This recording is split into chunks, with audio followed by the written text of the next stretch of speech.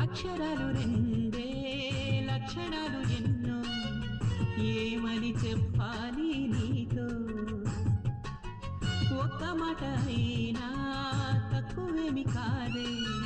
ప్రేమకు సాటేది లేదే రైలు బండి కూతే సన్నాయి పాట కాగా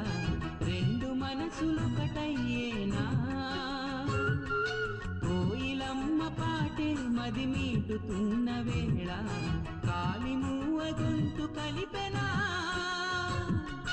అందమైన మనసులో ఇంత అలజడెందుకో ఎందుకో ఎందుకో ఎందుకో